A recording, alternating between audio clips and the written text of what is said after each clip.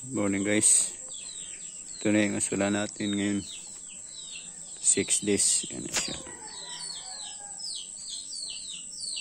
Yan, ganyan siya kadami. Halos napupuno na. Yan. Yan siya. Halos napuno na siya ang buong area. Yan. Tingnan natin kung ilang araw siyang mapupuno yan lahat. Yan siya. Kung ilang araw yung mapupuno mga yan. Mabilis din sila dumami.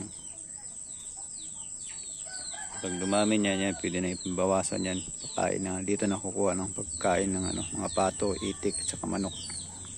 Yan.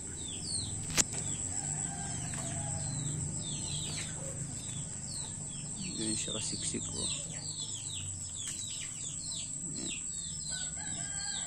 Ganyan siya kalap, kadami.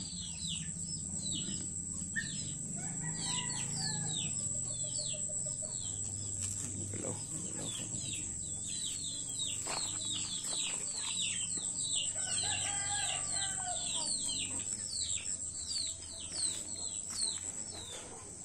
Ganyan, halos mapupuno na siya.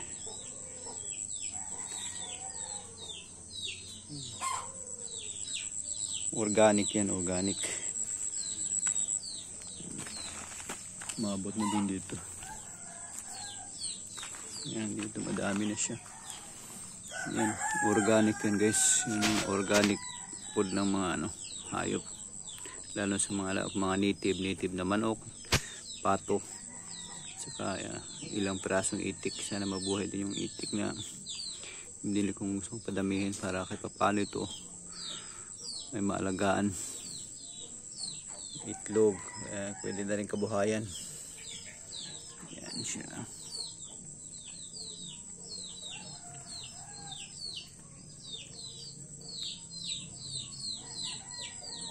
Yan siya itsura niya guys. Yan, asula.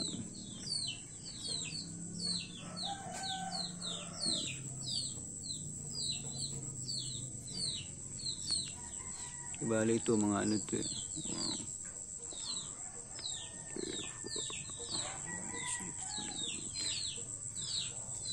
10 square meter siguro.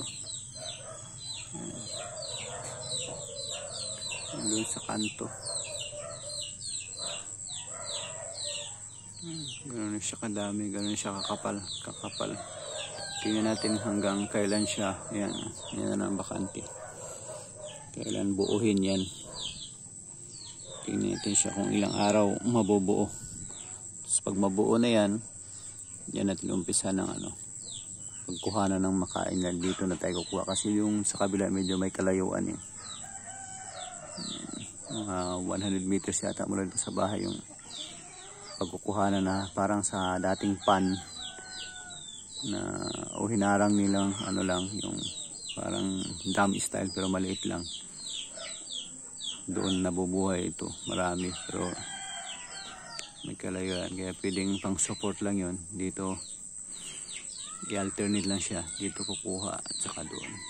So pag marami nito pwedeng dito na rin. Sure.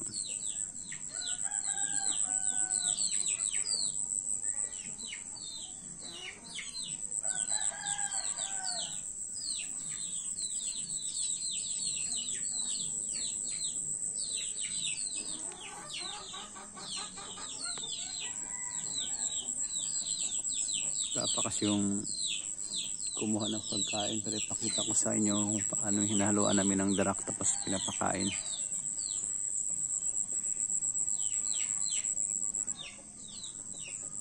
Yung kung native iba nandoon. Medyo hindi pa ayos guys, ayusin ko pati naayos ko pa yun. Tinanggal ko yung dating kulungan, binago ko dun sa loob na may bubong.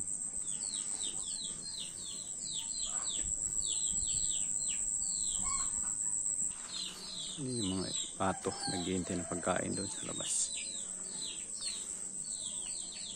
kasi binakura namin dito yan hardware.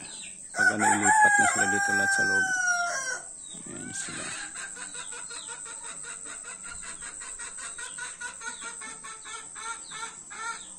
Dati may tanim okra. Yan.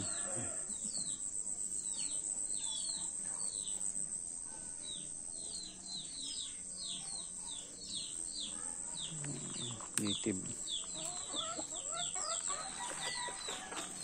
Hindi pa sila marunong kumain ng ano, ng direkta, kailangan may halo. Yan. Yan, silang lapitan yan.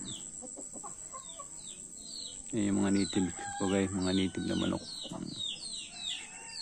Sarap yan. Kaya pinapadami ko muna. Tapos pag ibintihan, mahal.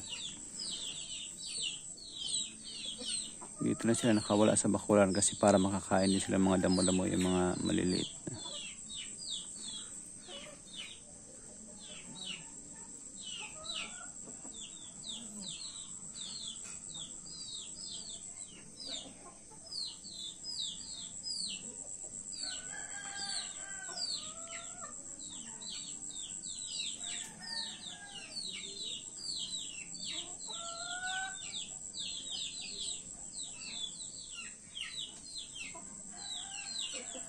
Yan.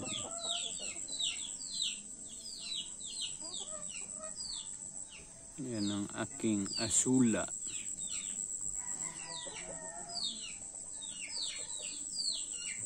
Thank you for watching guys.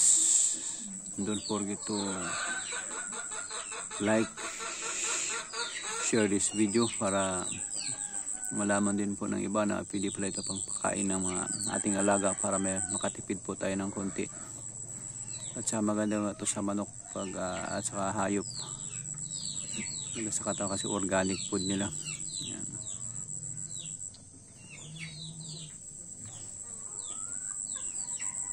And don't forget to click the bell para ma-update po kayo lagi sa aking mga videos. Patuloy nyo pong mapapanood at lalo nito i-experiment po natin kung ilang araw po siyang mabubuo, kung ilang araw siyang dadami. Itong ginawa kong parang pinakapan nila.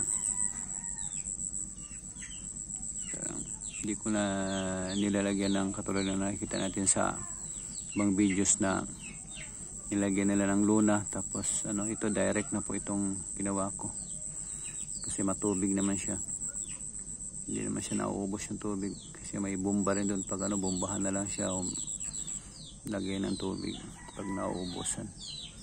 Pero pag wala na talaga, gawin kong halublakan ko siya para ano, laging may tubig. Hindi harangan ko doon sa may halublak na yun, yung pader na yun. Tingnan natin yung mga alaga natin. Ayan na sila, sasalubong na naman sila. Ayan sila makain. Dito kayo, dito. Dito. Ayan na sila. Ayan si Barako.